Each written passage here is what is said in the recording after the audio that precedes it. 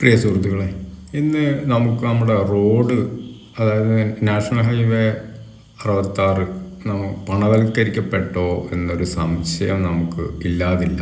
അതിൻ്റെ അടയാളങ്ങളാണ് ഈ കാണുന്നത്. നിങ്ങൾ കണ്ടോ? ഏറ്റവും മുകളിൽ കാണുന്നത് മറ്റേ ഡ്രൈവിംഗ് അറിയാവുന്ന ആളുകൾക്കൊക്കെ അറിയാം. മുകളിൽ കാണുന്ന ഹൈവേയിലൂടെ ബൈക്ക് പോകാൻ പാടില്ല, ഓട്ടോറിക്ഷ പോകാൻ പാടില്ല, ട്രാക്ടർ പോകാൻ പാടില്ല, പിന്നെ ആള് കടക്കാൻ പാടില്ല. ഈ നിയമം എല്ലാ തരത്തിലും നല്ല തന്നെയാണ്. പക്ഷേ ഇത് നന്നായി വരുന്നതിനൊരു വേറൊരു അർത്ഥം കൂടിയുണ്ട്. നമുക്ക് ഇതൊന്നും ആ റോട്ടിലൂടെ പോകാതെ നമുക്ക് സുഗമമായി യാത്ര ചെയ്യാൻ പറ്റിയ ഒരു സർവീസ് റോഡ് നമുക്ക് കിട്ടിയിട്ടില്ല.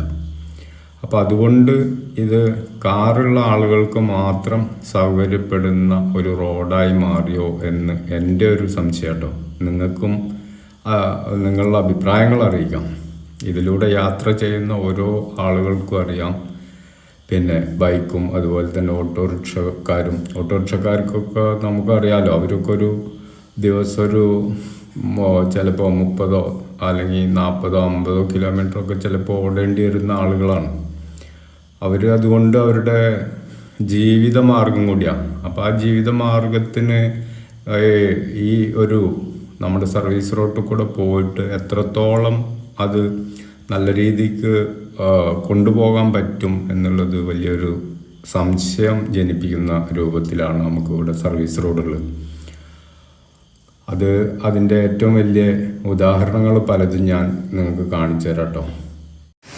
പൊതുവേ നമ്മൾ വിലയിരുത്തി കഴിഞ്ഞാൽ ഈ ചെറുവാഹനങ്ങളൊക്കെ ഈ ഹൈവേയുടെ ഉള്ളിൽ കൂടെ പോയി കഴിഞ്ഞാൽ വലിയ പ്രശ്നങ്ങളുണ്ട്. അത് 100% ശരിയാണ്. കാരണം അപകടങ്ങൾ ഉണ്ടായിക്കഴിഞ്ഞാൽ ഒരിക്കലും ഈ ബൈക്കൊക്കെ എന്ന് പറഞ്ഞാൽ ബാഹ്യമായ യാത്രയാണ്, രക്ഷപ്പെടാൻ പറ്റില്ല. അപ്പോൾ അതിനൊക്കെ നല്ലത് തന്നെയാണ്. പക്ഷേ നിങ്ങളിവിടെ നോക്ക്, അതിനൊക്കെ കൂടി യാത്ര ചെയ്യാൻ വേണ്ടി നിർമ്മിച്ച ഒരു സർവീസ് റോഡിൻ്റെ വീതിയാണ് ഈ കാണുന്നത്. ചില ഭാഗങ്ങളിൽ കേട്ടോ, ഇതെല്ലാ സ്ഥലത്തും അല്ല, ചില ഭാഗങ്ങളിലുള്ള ഒരു വീതിയാണ് ഈ കാണുന്നത്. ഇവിടെ സൈഡ് വാളടക്കം പണിത് കഴിഞ്ഞു, എല്ലാ പരിപാടിയും കഴിഞ്ഞു. ഇവിടെ നിങ്ങൾക്കറിയാം, ഒരു ബസ് പോകാൻ വേണ്ടിയുള്ളൊരു ലൈന് ആണ് ഈ വലത് സൈഡിലുള്ളത്. ആ ബസ് പോയി കഴിഞ്ഞാൽ അത്രയും സ്ഥലം പരിപൂർണമായിട്ട് പോകും. അത് കഴിഞ്ഞാൽ ഒരു സാധനത്തിനും അതിൽ പോകാൻ പറ്റാത്ത ഒരു സ്ഥിതിയാണ്.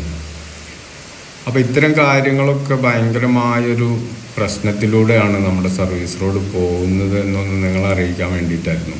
നിങ്ങൾക്കിത് നോക്കിയാൽ മനസ്സിലാവും. ഇവിടെ ഒരു കാര്യം കൂടി മനസ്സിലാക്കണ്ട. ഈ ഇടത് ഭാഗത്ത് കാണുന്നത് വലിയൊരു പറമ്പാണ് കേട്ടോ. അതായത് ഒഴിഞ്ഞു കിടക്കുന്ന സ്ഥലമാണ്. എന്നിട്ട് പോലും ആ സ്ഥലം എടുക്കാതെ ഇവിടെ റോഡിൻ്റെ വീതി വളരെ കുറച്ചു. ഇവിടെ ഒരു ബസ്സൊക്കെ അങ്ങോട്ട് പോകുമ്പോൾ ഒരാൾ നടന്നു വരണമെങ്കിൽ വലിയൊരു ഇടങ്ങറ് പിടിച്ചൊരു സ്ഥലമായിട്ടാണ് ഇത് കാണുന്നത്. ഇത് നമ്മുടെ ഇടിമൂഴിക്കൽ ഭാഗത്താണ് കേട്ടോ ഈ ഒരു സംഭവം. ഇതേപോലെ പല സ്ഥലങ്ങളിലും ഉണ്ട്. ഇപ്പം നിങ്ങൾക്കറിയാതെ കണ്ടോ, ഒരു മിനി ബസ്സാണ് വരുന്നത്. ആ വന്നു കഴിഞ്ഞാൽ പിന്നെ വേറൊരു വാഹനത്തിന് പോകാനുള്ള സ്ഥലമില്ല. ഇവിടെ നമ്മൾ ഒരു കാര്യം പ്രത്യേകം ശ്രദ്ധിക്കണം. ഒരു ഓട്ടോറിക്ഷ ഈ വഴിയെ വരികയാണെങ്കിൽ ഒരു ബസ് ഓവർടേക്ക് ചെയ്ത് പോകുമ്പോൾ എങ്ങനെ പോകും? നമുക്കൊക്കെ അറിയാം, നമ്മുടെ ബസ്സുകളിലെ ഓവർടേക്കിംഗ് പരിപാടി അവർക്ക് നേരില്ല. അപ്പോൾ അവർ നമ്മളെയൊക്കെ ചെറുവണ്ടികളെ അവഗണിക്കുന്ന രൂപത്തിലാണ്. ഞാനിവിടെ നിൽക്കുമ്പോൾ തന്നെ ഈ ബസ് ലൈറ്റ് ഇട്ട് പോകണു, കാരണം സൈഡില്ല, അവർക്ക് പേടിച്ചിട്ടാണ് പോണത്. അപ്പം ഇവിടെ നമ്മൾ ബസ്സുകാരെ കുറ്റം പറയല്ല കേട്ടോ, അവർക്ക് ടൈമില്ല. അപ്പോൾ അവരതിനനുസരിച്ച് പോകും. പിന്നെ ഇവിടെ നമുക്കും മറ്റൊരു കാര്യമാണ് ഏറ്റവും വലിയ പ്രശ്നം. ഈ ബസ്സുകാർക്ക് എങ്ങനെയായാലും ഈ സർവീസ് റോഡിൽ കയറണം. അപ്പോൾ വലിയ വണ്ടി ചെറിയ വണ്ടി ഒരുപോലെ ഈ റോട്ടിലുണ്ട്. അതാണ് പ്രശ്നം. പിന്നെ നിങ്ങളും കൂടെ നോക്ക്, ഇവിടെ ഗ്രില്ല് വെച്ചതൊക്കെ ഇത് ഡ്രെയിനേജിനോട് ചേർന്ന് വെച്ചാണ്. ഇത് എത്രയോ താഴ്ന്നിട്ടാണ് കിടക്കുന്നത്, റോഡിനോട് താഴ്ന്നിട്ടാണ് കിടക്കുന്നത്. അപ്പോൾ ഇപ്പം തന്നെ താഴ്ന്നിട്ടാണ് കിടക്കുന്നത്. ചില ഭാഗങ്ങളിലൊക്കെ പൊട്ടിപ്പൊളിഞ്ഞിട്ടാണ് കിടക്കുന്നത്.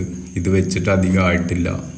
തന്നെയല്ല, ഏറ്റവും അവസാനം മിനുക്ക് പണി മാതിരി പണിയുന്ന പണികളാണ് ഇതൊക്കെ. ഡ്രെയിനേജൊക്കെ പണി കഴിഞ്ഞ് അതിൻ്റെ പിന്നെ ഫുട്പാത്ത് മാതിരിയുള്ള പരിപാടി പോലും കഴിഞ്ഞിട്ട് രണ്ടാമത് പൊട്ടിച്ചിട്ടാണ് ഈ സംഗതി ഇവർ ചെയ്യുന്നത്.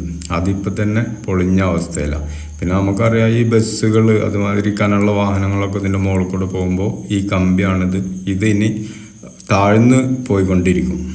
ഈ താഴ്ന്നു പോകുന്നതിനനുസരിച്ച് വീണ്ടും നമുക്കിവിടെ യാത്രാ യോഗ്യമല്ലാതായി തീരുകയാണ് ചെയ്യുക. അപ്പോൾ ഇത് ഒരുപാട് സ്ഥലങ്ങളിലുണ്ട്. നല്ലോണം വെള്ളം വന്ന് നിറയുന്ന സ്ഥലങ്ങളിൽ ഇവരിട്ട ഹോളുകളിൽ കൂടെ വെള്ളം പോവില്ല, കാരണം അതൊഴുകി പോകാൻ കഴിയില്ല. അതേപോലെ തന്നെ ഉണ്ടോ അപ്പോൾ ഈ ബസ് വരുന്നത് ഹമ്പാണ്. ഹമ്പുകൾ നിരന്തരമുണ്ട്.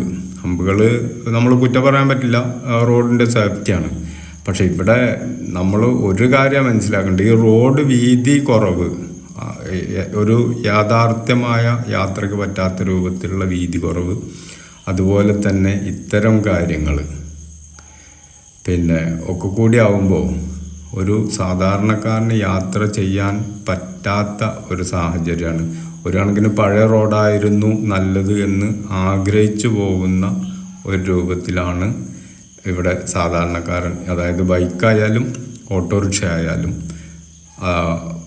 അവർ ചിന്തിക്കപ്പെടുന്നത്. ഇവിടെ നിങ്ങൾ നോക്ക്, ഈ ഗ്രില്ല് വെച്ചത് ഞാൻ പറഞ്ഞില്ലേ, കൂടി വന്നാൽ ഒരു 2 മാസം അല്ലെങ്കിൽ 3 മാസമായിട്ടുണ്ടാവും. ഇത് കംപ്ലീറ്റ് അതിൻ്റെ 4 ഭാഗവും പൊട്ടിപ്പൊളിഞ്ഞ അവസ്ഥയിലാണുള്ളത്. ഇനിയിപ്പോൾ ഇതിങ്ങനെ അടർന്നു പോയിക്കൊണ്ടിരിക്കും.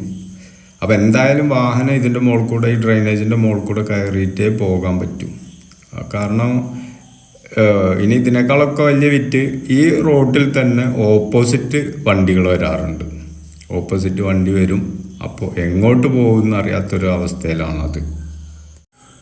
പിന്നെ ഏറ്റവും വലിയ അപാകത എന്ന് പറഞ്ഞാൽ നമ്മളെ ഈ ഡ്രെയിനേജിൻ്റെ സ്ലാബ്. ഈ സ്ലാബ് ഒരു സ്ഥലത്തും പിന്നെ ഒരു ലെവലിക്കല്ല.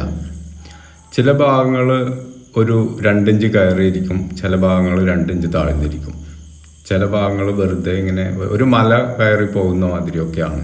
ചില ഭാഗങ്ങൾ ഇതാ പൊളിഞ്ഞ് പാളീസായിട്ടുണ്ട്. ഇതൊന്നും പണി കഴിഞ്ഞിട്ട് അധികമായിട്ടില്ല. നോക്കൂ, ഇത് പിന്നെ മുഴുവൻ പൊളിഞ്ഞ് ഇനി ചക്രാടിയിലേക്ക് പോകാൻ 2 കമ്പി തടസ്സം ഉണ്ടാവുള്ളൂ. അത് കഴിഞ്ഞാൽ ചക്രാടിയിലേക്ക് പോകും. അപ്പോൾ ഇപ്പം തന്നെ ഇവിടെ ഇങ്ങനെയൊക്കെ ആയ ഒരു സ്ഥിതിവിശേഷം വേറെയുണ്ട്. ഇത് കണ്ടോ, ഇതിപ്പോൾ ഡ്രെയിനേജിൻ്റെ സ്ലാബാണ് ഈ കണ്ടത്. ഇതിതാ ഒരു 2 ഇഞ്ച്, ഇതിപ്പോൾ ഈ കാണുന്ന ആയിരുന്നല്ലോ കേട്ടോ, 2 ഇഞ്ചൊക്കെ പൊന്തിയിട്ടാണ് നിൽക്കുന്നുണ്ടാവുക. ഒരു വാഹനം കയറുമ്പോൾ, ഒരു ബൈക്കോ അതല്ലെങ്കിൽ ഒരു ഓട്ടോറിക്ഷയൊക്കെ കയറുമ്പോൾ അങ്ങോട്ട് ഇടിച്ച് കയറണം. ഇത് ഒരു 2 ഇഞ്ച് താഴ്ന്നിട്ടാണ് നിൽക്കുന്നത്. എല്ലാ സ്ഥലത്തും ഇതേപോലെയാണ്. ഒരു സ്ഥലത്ത് പോലും ഡ്രെയിനേജിൻ്റെ ഈ സ്ലാബുകളും ഒപ്പമുള്ള സ്ഥലങ്ങൾ വളരെ വിരളം ആണ് ഉള്ളത്. അല്ലാത്ത ഭാഗങ്ങളിലൊക്കെ അങ്ങനെ കയറി ഇറങ്ങിയിട്ടാണ്. ഇത് നോക്കിയേ, ഇത് ഈ വീഡിയോയിൽ കാണുന്നവരൊന്നുമല്ല, ഇത് ഡയറക്റ്റ് വന്ന ഒരു വണ്ടി കുത്തി കയറണം എങ്കിലേ കയറി പോകാൻ പറ്റുള്ളൂ. അത്രയും വ്യത്യാസത്തിലാണ് കിടക്കുന്നത്. പല ഭാഗങ്ങളും അങ്ങനെയാണ്. ഇത് കണ്ടോ, ഇതും അതേമാതിരി തന്നെ. ഇത് ഒരു ഭാഗത്ത് 2 ഇഞ്ച് കയറ്റാണെങ്കിൽ ഒരു ഭാഗത്ത് 2 ഇഞ്ച് ഇറക്കാണ്. അപ്പോൾ എങ്ങനെ പോയാലും ചെറുവാഹനങ്ങൾക്ക് സുഗമമായ ഒരു യാത്ര ചെയ്യാൻ പറ്റുന്ന റോഡായിട്ടല്ല സർവീസ് റോഡ് ഉള്ളതെന്നാണ് എനിക്ക് പറയാനുള്ളത്.